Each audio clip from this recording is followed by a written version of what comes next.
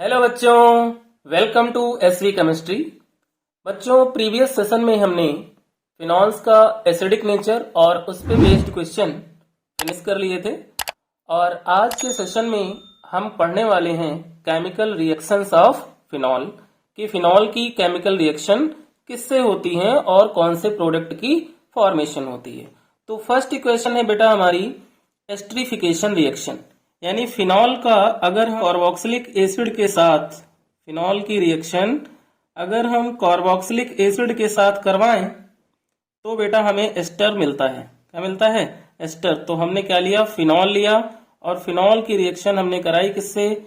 Acetic acid के साथ, और जो प्रोडक्ट बनेगा वो क्या होगा बेटा? एच आयन फिनॉल से रिप्लेस होगा और OH जो है वो कार्बोक्सिलिक एसिड से रिप्लेस। जो बाई प्रोडक्ट मिलेगा बेटा हमें वो वाटर मिल जाएगा। बाई प्रोडक्ट क्या मिलेगा?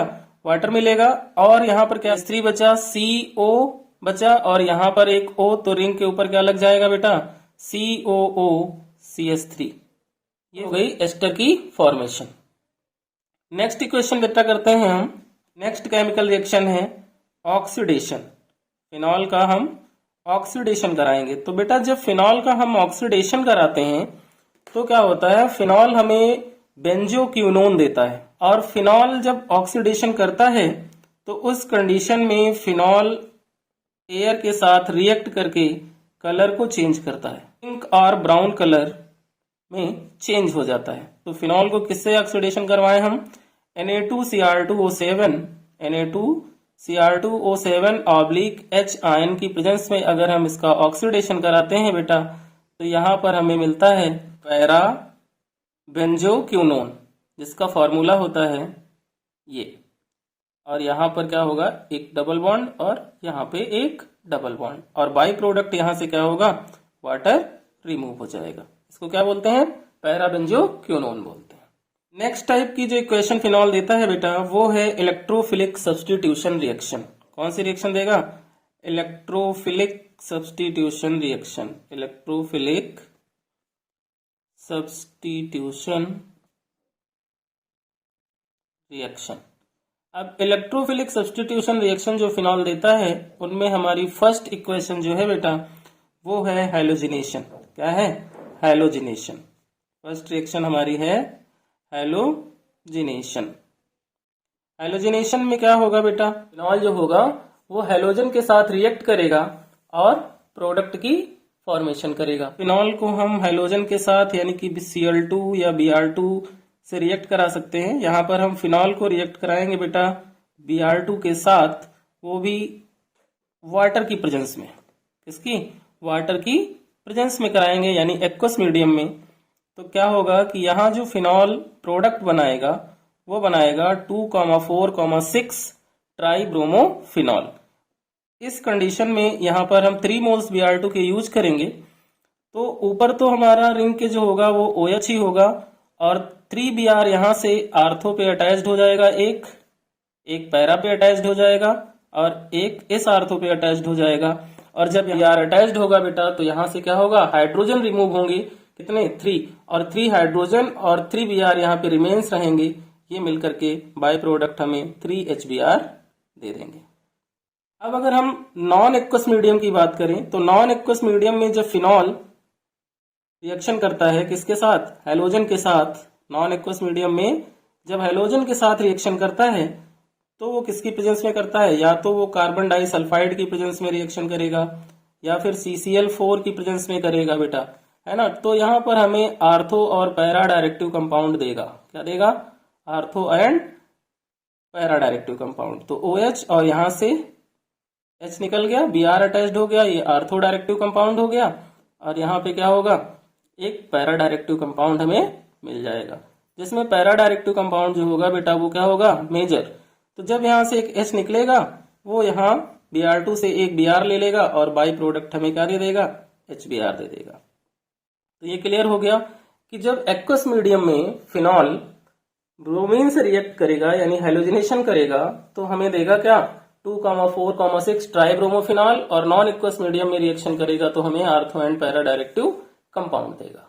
नेक्स्ट इलेक्ट्रोफिलिक सब्स्टिट्यूशन रिएक्शन जो है बेटा वो है नाइट्रेशन और फिनाल का नाइट्रेशन जो है बेटा वो बहुत ही ज्यादा इंपॉर्टेंट है, हेलोजिनेशन भी इंपॉर्टेंट है, बट इसका नाइट्रेशन जो है बेटा वो वेरी वेरी वेरी इंपॉर्टेंट है।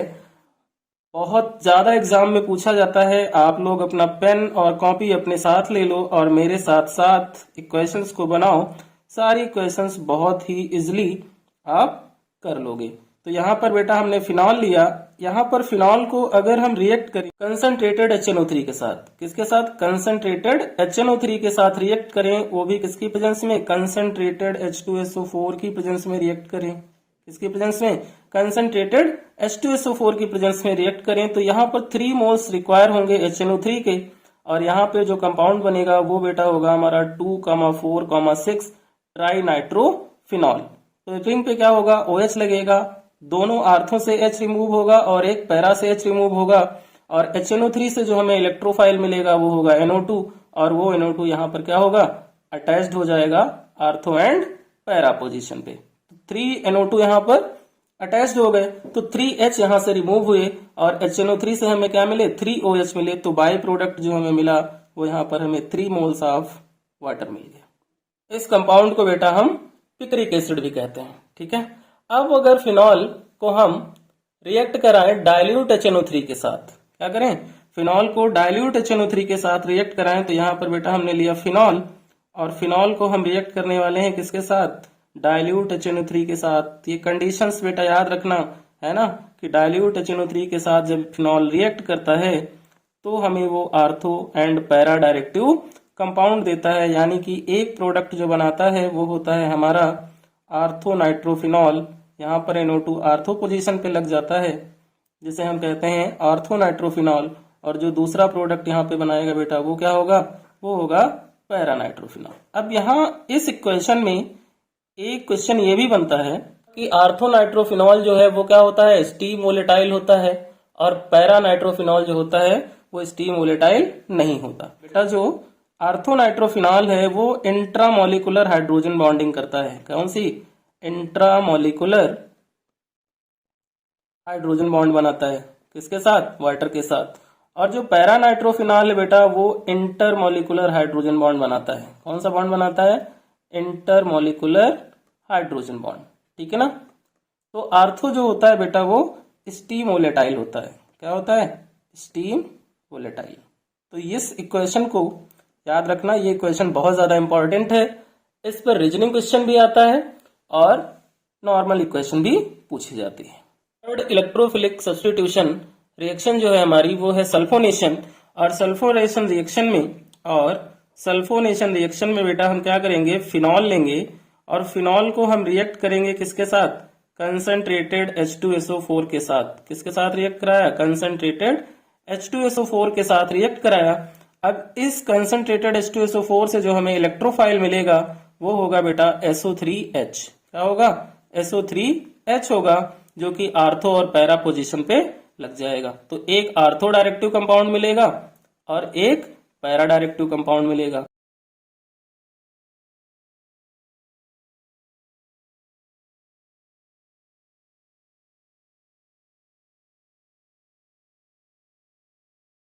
बाई प्रोडक्ट वाटर दे देता है।